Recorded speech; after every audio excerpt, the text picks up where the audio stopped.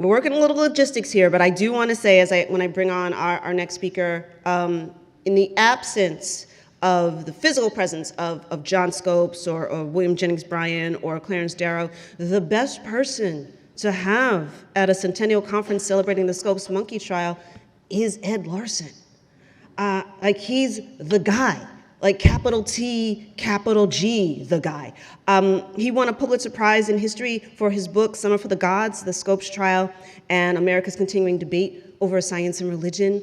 He's the author of Evolution, the Remarkable History of a Scientific Theory. He's the co-author of the Essential Words and Writings of Clarence Darrow. He holds the Darling Chair in Law and is a university professor at the History at Pepperdine University. He's taught for 20 years at the University of Georgia, where he chaired the history department, and he has served as a visiting professor at several universities, including Yale Law School, Stanford Law School, and the University of Melbourne. He gets around, that's pretty cool. And he recently published American Inheritance, Liberty and Slavery in the Birth of a Nation, 1765 to 1795. Long story short, he literally wrote the book. And that's why Professor Ed Larson is the winner of the conference's Clarence Darrow Award, which is going to be presented by the Freedom from Religion Foundation's co-president, Annie Laurie Gaylor. Annie?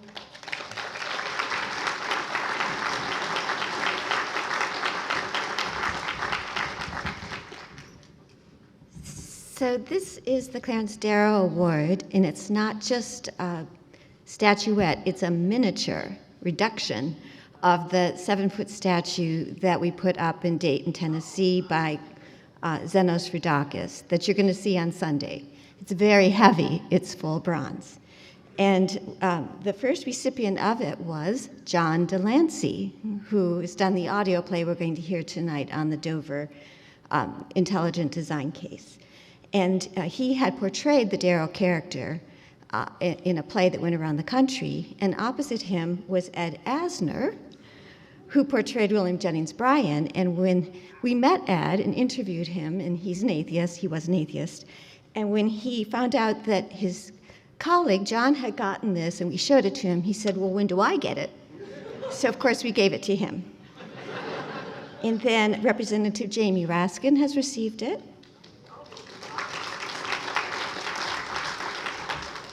The former wonderful New York Times Supreme Court reporter Linda Greenhouse, Jim Hightower, Allie Mistel, the Nation columnist, Michelle Goldberg of the New York Times. And I cannot think of a more appropriate recipient than Ed Larson. So Ed, come up and get your award.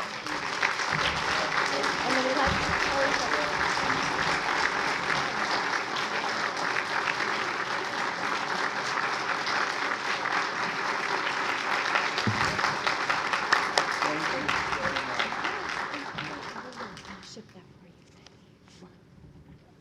I am overwhelmed. This was my father's hero. I grew up as a hero, and I'm so incredibly honored in those previous recipients. What a crew. I thank you so much. My gosh. And Ms. Lord is a very funny person. Lord, thank you. Well, 100 years is a long time in politics. Less so in science, and even less so in religion. This year, 2025, marks 100 years since the best-known intersection of those three forces in American culture, the so-called Tennessee monkey trial. In the summer of 1925, as you all now know, after civic leaders indicted John Scopes for teaching about human evolution in the town's public high schools, Dayton, Tennessee became the setting for one of the most contentious courtroom dramas in American history. This is the still from Inherit the Wind that captures that. It became a flashpoint in American history that continues to inspire, unsettle, and provoke. Seen narrowly, Tennessee versus Scopes was a small-town criminal prosecution brought under a new state law, making it a misdemeanor for any public school teacher, and I'm quoting the entire statute now, to teach any theory that denies the story of divine creation of man as taught in the Bible, and to teach instead that man is descended from a lower order of animals. It was not a big, beautiful bill. It was a very, very short, ugly bill. Read broadly, it represented a clash of worldviews, pitting legendary populist orator William Jennings Bryan and an array of Christian fundamentalists against renowned secularist attorney Clarence Darrow and an honor roll of science educators in a timeless battle over science, religion, and their place in American culture. It became a story of religion versus science, America's democratized pop culture iteration of Galileo's trial. But why Dayton of all places? Well, journalists at the time asked that question, as seen in this still from the outside the courthouse in Dayton. And it's one we can continue to think about, consider today. Well, why Dayton then? Responding to the invitation of the ACLU, which opposed the statute on free speech, not religious grounds, town leaders in Dayton, Tennessee, meeting in this drugstore for the trial, they even put up a sign saying, Robinson's Drugstore, where it all started. The drugstore was owned by F.E. Robinson, who was the school board's chairman. Decided to test that new statute in court by arranging as we've heard already from Ms. Lord, a friendly indictment of a local science teacher named John Scopes. And they reenacted it for the press. When the trial began, they all circled around in the drugstore, F.E. Robinson, there you see. And so this picture could be taken from the press with John Scopes in the middle, F.E. Robinson next to him, the Hicks brothers behind him, the local city solicitors, and others. This group, wanted publicity for their community, and Scopes agreed to the scheme, and soon hundreds of reporters and thousands of onlookers descended on Dayton to witness an event that the press billed as the trial of the century before it even began. Here's a scene inside the courtroom. You can see the photographers, you can see the newsreel footage, you can see Bryan and Darrow in front leaning over and talking to one another.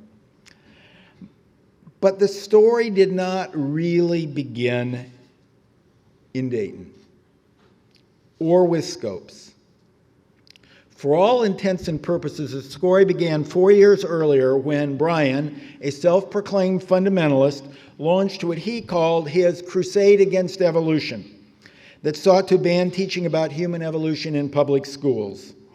A charismatic fixture on American politics for nearly 3 decades by that time, Darrow had burst on the national stage in 1896 when he won the nomination for president of both the Democratic Party and the Populist People's Party by offering a cure-all solution of bimetallism, captured in this poster, for an ongoing economic recession. After losing the election, aside from a brief stint as Secretary of State in the Wilson administration, he became a public speaker, peddling a shifting array of elixirs for whatever then ailed America. Anti-evolutionism simply represented his final nostrum for the nation's woes, and it chiefly appealed to evangelical audiences. Now, Bryan raised it in scores of addresses during the early 1920s, including one in Nashville on January 24, 1925, leading directly to the introduction and then passage of the Tennessee law that spawned the Scopes trial. Now, as an anti-evolution crusader, Bryan was a product of his times. Those times, the early 1920s, were disorientating for many Americans. Whether true or not, many Americans perceived that their country was becoming more secular during what became known as the Roaring Twenties. This is a life cover from 1925. Bryan deemed it so, or at least said so on the stump. Beyond repeating stories told him by parents and pastors, Bryan's evidence for the nation's loss of faith rested on primitive public opinion polls published in 1960, finding that half of the social and natural scientists responding expressed disbelief in a personal God, and that among college students surveyed, disbelief in immortality rose from 15% among first-year students to 30% among juniors. Now, Bryan claimed that the poll found that this figure topped 40% among graduates, but the actual study showed it dropped to 24% among seniors, and it did not survey graduates. Whatever the facts, and Bryan typically skewed them in favor of his arguments, in the aftermath of World War I, the 1920s were deeply unsettling for many, far surpassing the toll of any prior war. Between 15 and 25 million people died during that global conflict. Exaggerating even these numbers, Bryan placed the total at 30 million in a 1925 article. In speeches after the war, he damned the role of scientists in developing the chemical weapons that made the war so deadly, and blamed the rise of secularism for turning Christian Europe into what he called a slaughterhouse. In particular, he drew on claims of some commentators that a survival of the fittest mentality drove the German war machine to blame the war on Darwin. In 1921, he declared, "To destroy the faith of Christians and lay the foundations for the bloodiest war in history would seem enough to condemn Darwinism." Well, the war was followed by the Spanish flu, the deadliest pandemic in world history. It swept the globe in 1918, killing an estimated 50 million people. 1/5 of the world's population was infected, including millions in the United States, where about 2/3 of a million people died from it. The war also unleashed the largest refugee crisis in world history, with some 20 million people, mainly in Eastern Europe and Asia Minor, driven from their homelands with the replacement of multi-ethnic empires, such as the Ottoman Empire, the Russian Empire, the Austro-Hungary Empire, with ethnic states intent on creating a solely ethnic entity. Many of these people headed to the United States, which responded with the 1924 Immigration Act, limiting the number of new visas for immigrants from any country to 2% of the total number of American citizens of that heritage in 1890, 30 years earlier, which mainly meant Western Europeans. Proud of his own British bloodlines, Bryan hailed immigration restrictions as a means to protect American labor. These political developments were part of the nation's return to normalcy, which was the winning campaign slogan of Warren Harding and his Republican Party in 1920.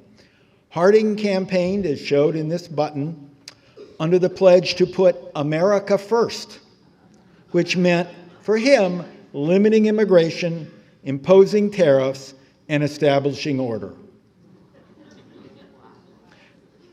His running mate, Calvin Coolidge, was mostly noted for crushing the Boston police strike of 1919 and promoting immigration restrictions.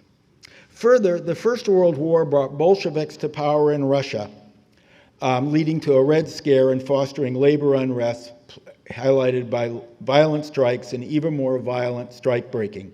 Add to that the Great Migration of Black Americans, with about 60 million Black people attracted to the promise of higher wages in the North and fleeing racial segregation in the South.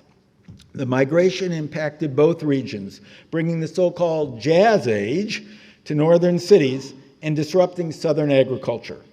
Prohibition and new laws against drug use and interracial marriage came as measures to reestablish social norms, as did residential segregation, even in the North, through racial housing covenants.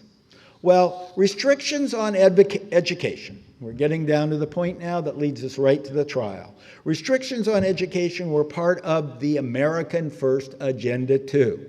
During the war years, states had passed laws to promote teaching patriotism, bar instruction in German, or instruction about communism, to mandate flag salutes, and to mandate classroom prayer. Schools and colleges across America had dismissed teachers for opposing the war. Some of this had been done locally before, but with the rise of state compulsory attendance laws to assimilate immigrants, an increasing number of states made it official policy. Education restrictions accelerated in the 1920s, with state laws requiring Bible readings, forbidding the employment of teachers who were deemed radicals, pacifists, communists, or socialists, mandating the teaching of capitalism, and prohibiting teaching, well, in the words of one statute, that ours is an inferior form of government. The anti-evolution crusade simply added a push for laws against teaching Darwinism. Such restrictions were of the time. Now, historians describe populism as a movement offering simple solutions for real or perceived social, economic, or political problems. In the 1890s, bimetallism, that is the coinage of silver at a 16-to-1 ratio with gold, guess you could do that now with Bitcoin, was presented as a panacea for the panic of 1893. The worst economic recession in U.S. history before the 1930s. Bryan wrote it to his first nomination for president in 1896. "You shall not crucify mankind on a cross of gold," he told cheering delegates at the Democratic National Convention. Clarence Darrow was in the audience. This phrasing played on his appeal to evangelicals. In the 1920s, out of office and relying on speeches for income, Bryan ratcheted up his populist attacks on evolution, which had long been but a bit player in his addresses. A spellbinding orator, Bryan had already run through not just bimetallism, but also the direct election of senators, the federal income tax, prohibition, treaties to outlaw war, and Jim Crow laws as cure-all solutions to social problems. This cartoon from the time captures it beautifully with Bryan there, the bearer of the torch. And if you can look closely, he's already dropped earlier torches, which include bimetallism, pacifism, and prohibition. He claimed credit for 4 different constitutional amendments. He always exaggerated his own role, but he had a role in all of them. That's more than constitutional amendments than any person other than James Madison. That would be the prohibition, female suffrage, direct election of senators, and the income tax. He came close with child labor laws. As for his racial views, as I said, his push for Jim Crow laws, he opened his memoirs by crediting, this is his memoirs that he wrote near the end of his life, by crediting success for, and you can read them yourself, to having been born a member of the greatest of all races, the Caucasian race, which seems an odd claim for a creationist to affirm that all humans descended directly and relatively recently from Adam and Eve. Beginning in 1921, Bryan focused on evolutionary teaching as his principal populist prescription for taming the Roaring Twenties. Since leaving public office in 1915, Bryan had traveled the country, delivering up to 200 paid addresses per year from a carefully honed group of set speeches. He was not a spontaneous speaker, but when he had a set speech that he worked out, it was a humdinger. And we know what he said because he printed them all and sold them at his speeches. In a series of post-World War I lectures beginning with Back to God and In His Image and rising through the Bible and its enemies and this one, The Menace of Darwinism, Bryan increasingly blamed evolutionary teaching for all manner of social ills from war and labor unrest to secularism and communism. Darwinism is the basis of the gigantic class struggle that is now shaking American society throughout the world, Bryan declared in 1921. Why? Because the brute doctrine of survival of the fittest is driving men into a life and death struggle from which sympathy and the spirit of brotherhood is eliminated. Bryan added in 1923, I venture to assert that the unproven hypothesis of evolution is the root cause of nearly all the dissension in the churches. A year later, delivering his It Is Written speech to a national convention of Seventh-day Adventists, and here is Bryan circled, his face circled in this image. Bryan baldly asserted that's what he said, all the ills from which America suffers can be traced back to the teaching of evolution. It would be better to destroy every other book ever written and save just the first 3 verses of Genesis. Well, so much for the rest of the Bible and the selfish gene. At least, he declared, stop teaching Darwinism to students in tax-supported schools. This became his panacea, repeated in auditoriums, state houses, arenas, and churches across the land into the spring of 1925. The great commoner, as he was then known, needed only a state to administer his elixir. Tennessee, where we're sitting now, became that state in March. From there, Bryan's populist crusade against evolution led directly to the Scopes trial.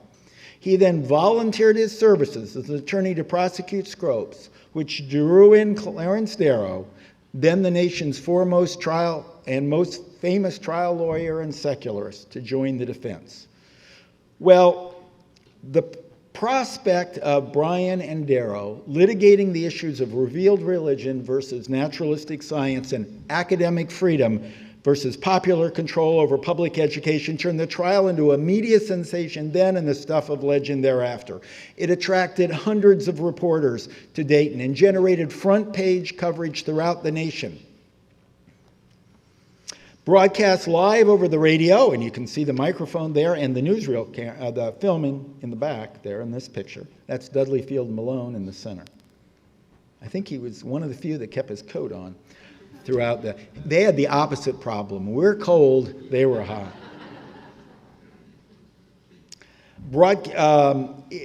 As I said, broadcast live over the radio. It's the first broadcast trial in American history. It became the subject of Broadway plays, Hollywood movies, and Nashville songs. Clearly, Scopes remains the best-known misdemeanor trial in American history. For evolutionists and secularists, the trial's highlight came when the defense called Bryan to the stand ostensibly as an expert witness on the law's purpose, but actually as a means to grill him on the Bible as a source for science instruction. And there's the picture of it. You'll see, same stage outside. They have it reconstructed for you when you're there tomorrow.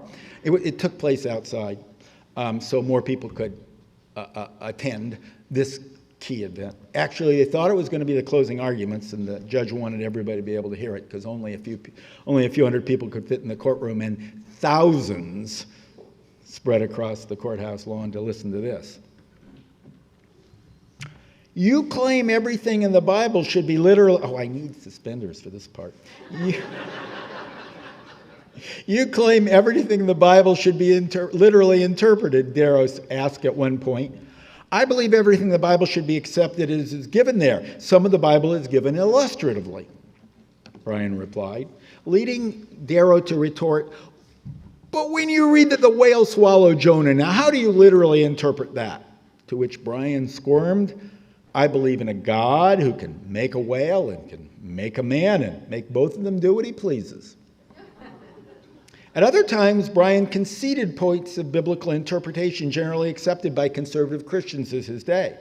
In line with 19th century evangelical thought, for example, when asked by Darrow if the Genesis days of creation necessarily meant 24-hour days, Bryan replied, I do not think it necessarily does. Not satisfied, as no good trial attorney would, Darrow shot back, but do you think it does? Leading Bryan to equivocate. I know a great many people think so. Darrow pressed the point. What do you think? Apparently, after a pause, Bryan testified, I do not think it does. But I think it would be just as easy for the kind of God we believe in to make the earth in 6 days, or in 6 years, or in 6 million years, or in 600 million years. I do not think it is important whether we believe one or the other. If Bryan could interpret Scripture to fit science, the defense crowed, then why can't evolutionists and science teachers? Now, Darrow never asked Bryan,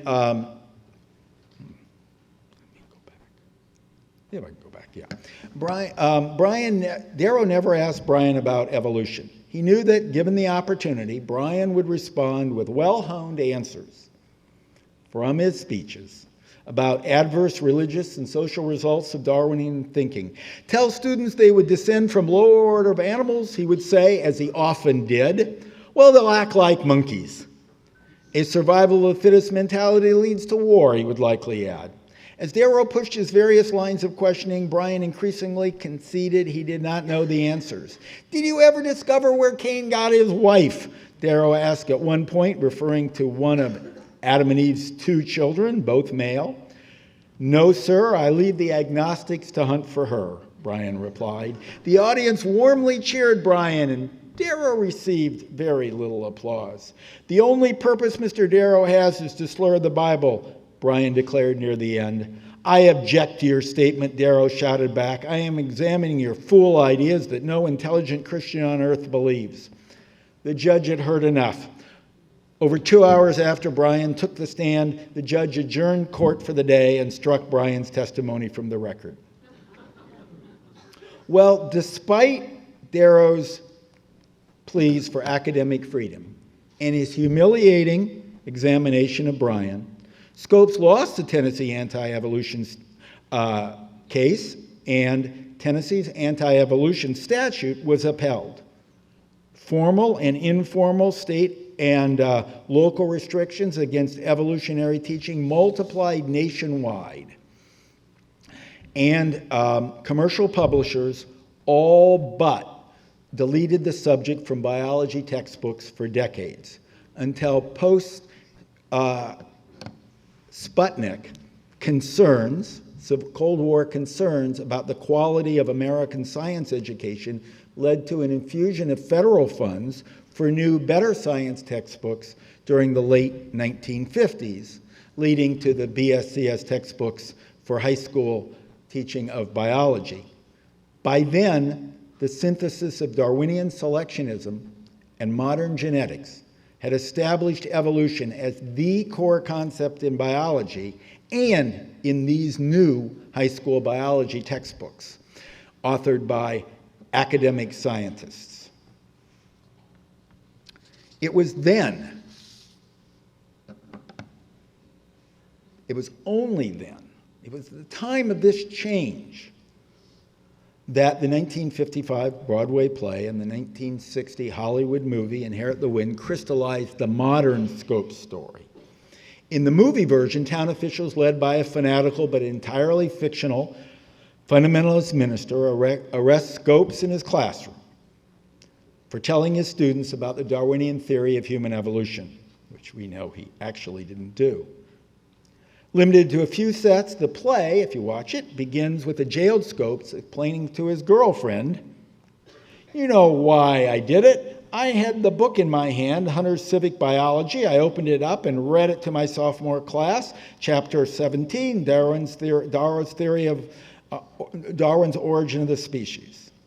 According to the script of the play, for doing his job, Scopes is threatened with fine and imprisonment. Of course, the law didn't include imprisonment as a penalty. The ensuing prosecution becomes, in Inherit the Wind, a virtual religious interrogation, with Bryan mercilessly grilling the defendant's invented girlfriend, who happens to be the minister's, reading from the script, pretty but not beautiful daughter. I got to know Donna Anderson. I think she's plenty attractive. About Scopes' religious doubts. Nothing of the sort ever happened in the actual trial. Written during the era of blacklisted authors and actors, the playwrights inserted it to mock McCarthyites, their intended target. Inherit the Wind's closing scenes put the final gloss on the Scopes myth. Bryan is debunked and anti-evolutionism discredited. In the play and movie, Bryan's debunking culminates with his interrogation by Darrow as the defense's surprise closing witness. May have been a surprise in the real trial to Bryan, but it wasn't a surprise to Darrow. He had planned for it. In Inherit the Wind's reconstruction of this storied encounter, Bryan assails evolution solely on narrow biblical grounds and denounces all science as godless.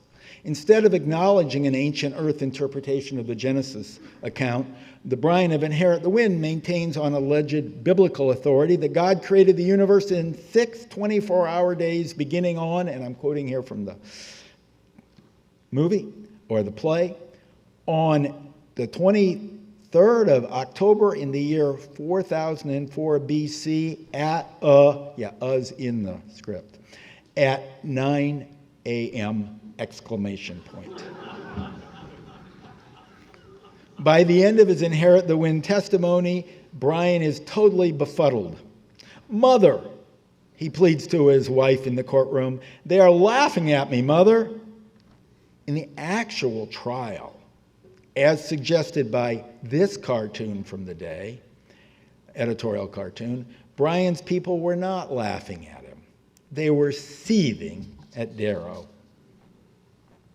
At the end of Inherit the Wind, everyone ignores Bryan when he attempts, after the trial formally adjourned, to deliver a courtroom rant against the theory of evolution, precipitating his final collapse. He is carried off the stage, incoherently delivered his never-used presidential inaugural address.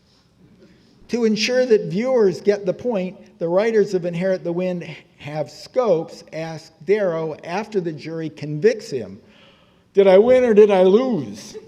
Darrow answers, "You won. Millions of people will say you won. They'll read in the papers tonight that you smashed a bad law, that you made it a joke." When Darrow hears that Bryan has died, in the Inherit the Wind version of the story, he famously has Darrow quote from the Bible, "He that troubleth his own house shall inherit the wind, and the fool shall be a servant of the wise in heart." Alone in the courtroom at the end, Darrow, in Inherit the Wind, picks up, as you see in this picture, picks up the defendant's copy of Origin of the Species, which is left on the table there, and the judge's Bible, which is also left there. After balancing them thoughtfully, as if his hands were scales, that's in the script, the stage directions state the attorney jams them in his briefcase side by side and walks off quietly. Well, not that quietly, because in the movie, they have Leslie Uggams singing the Battle Hymn of the Republic. That alone is worth watching the movie for. The message was clear. Even in Dayton, the Scopes trial ended in defeat for the anti-evolutionist and a triumph for the best in science and religion. When the actual trial concluded, however, people generally did not see it as a clear victory for the defense. To the contrary, in its immediate aftermath, every newspaper editorialist that I could read about it depicted the trial as inconclusive and predicted the anti-evolution controversy would intensify as a result. When Bryan died unexpectedly in Dayton a week after the trial, he was lionized by millions. Crowds lined the railroad track, shown here, right here, as it's put on here in Tennessee, where we are now. Crowds lined the railroad track after this train, going in slow motion to Washington, D.C., lined the track all the way. At every stop, going by the casket carried in the train, as his body was carried to Washington for burial at Arlington National Cemetery, while fundamentalist leaders competed to carry on Bryan's crusade against evolutionary teaching. Several states and countless school districts responded to the trial by imposing restrictions on teaching evolution, especially after 1927, when the Supreme Court upheld the Tennessee state law in Scopes' appeal. The following year, as captured in this cartoon, by a popular initiative that garnered nearly 2/3 of the statewide vote, Arkansas followed Tennessee in making it illegal for public schools to teach the theory or doctrine that mankind ascended or descended from a lower form of animal. An anti-evolutionist college, named for Bryan, soon opened in Dayton and has expanded over time. Scopes even came back to Dayton to celebrate the town's 35th anniversary of the trial, much as you're going up there. Many of you are going up there tomorrow to mark the 100th. The growth of Bryan College tracked larger developments within American Christianity. Protestantism's conservative wing has grown at the expense of its mainstream center and modernist wings. Creation science, committed to advancing scientific arguments for a much more literal reading of Genesis than Bryan ever countenanced, has taken root among evangelicals and Pentecostals, as shown in this, one of the exhibits in the Creation Museum, just south of Cincinnati, where here we see Adam naming the animals, all the original animals. The years since the Scopes trial are pockmarked with efforts at the state and local level, not only to limit the teaching of evolution in public schools, or to balance it with creationist instruction, but to advance conservative Christian values, both in the public schools, but through creation-friendly Christian academies, Christian high schools, Christian schools, and homeschooling, which now, thanks to the big beautiful bill we've mentioned, will begin receiving federal tax support. In addition, throughout the nation, there's been an increased movement to allow students, as part of this Teach the Controversy point, to have parents being able to have their students opt out, which has also been mentioned, which received confirmation by the United States Supreme Court, not only as an option that schools can do, but as a constitutional mandate on public schools across the nation. The bottom line is, for all the wonderful optimism we heard in the last talk, anti-evolutionism did not die in Dayton, nor did evangelicalism or Christian nationalism. Bryan's brand of religious populism survives in America, and with it, so does the legacy of the Scopes trial. Thank you very much.